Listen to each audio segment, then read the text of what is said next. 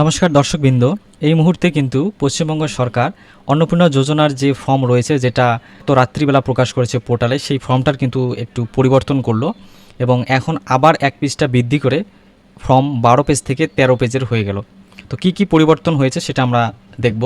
তো চলুন, প্রথমে আমরা চলে আসলাম আগের যে ফর্মটি রয়েছে গতকাল রাতে যেটা দিয়েছে, তো সেখানে দেখতে পারবেন এরকম ফর্মটা। আর আজকের যে নতুন ফর্ম সেখানে দেখতে পারবেন এখানে এই যে পশ্চিমবঙ্গ সরকার যে ওয়াটারমার্ক বা জলছবি, এই অপশনটা যুক্ত হয়েছে, যেটি কিনা আগের যে ফর্মটি রয়েছে সেখানে কিন্তু ছিল না।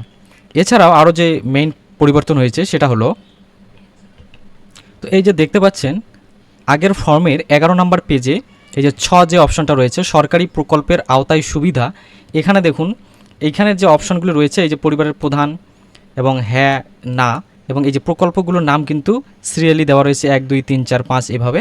এবং এখানে প্রকল্প যদি কোনো পেয়ে থাকেন সরকারি, সেক্ষেত্রে এই প্রকল্পগুলোর নাম কিন্তু এখানে লিখতে হবে। ঠিক এই জায়গাটাই পরিবর্তন করেছে আজকে। তো নতুন ফর্মে যদি আমরা চলে আসি, তো দেখতে পারবেন আজকের নতুন ফর্মের 10 নম্বর পেজে আসলে দেখতে পারবেন এই যে 6 নম্বর সরকারি প্রকল্পের আওতায় সুবিধা, এবং আপনি কি কোনো সরকারি প্রকল্পের সুবিধা ডিবিটির মাধ্যমে পাচ্ছেন? যদি হ্যাঁ হয় তো হ্যাঁতে টিক করতে হবে, না হলে নাতে টিক করবেন।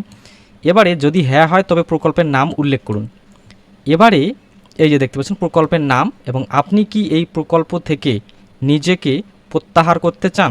পিএম কিষাণ পাচ্ছেন ডিবিটির মাধ্যমে, তো আপনি কি সেই পিএম কিষাণের যে প্রকল্প সেটা থেকে কি প্রত্যাহার করতে চান?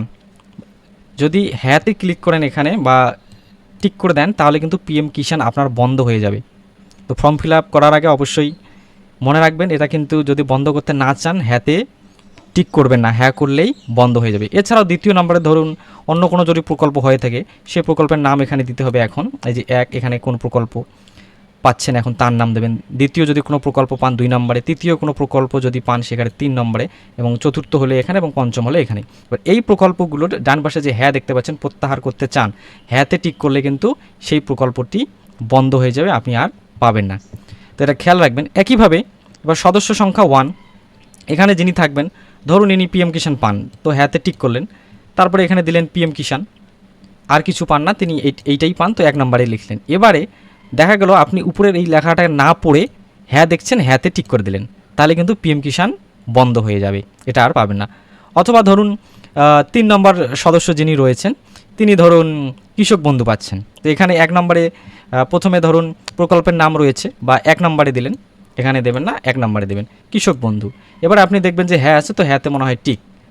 অনেক সময় ফর্ম ফিল আপ করার সময় এই উপরের লেখাগুলো না পড়েই আমরা টিক দিয়ে থাকি, তো টিক দেওয়ার সঙ্গে সঙ্গেই কিন্তু কৃষক বন্ধু প্রকল্প বন্ধ হয়ে যাবে। তো এইটা একটু খেয়াল করবেন, এটা নতুন আপডেট এসেছে।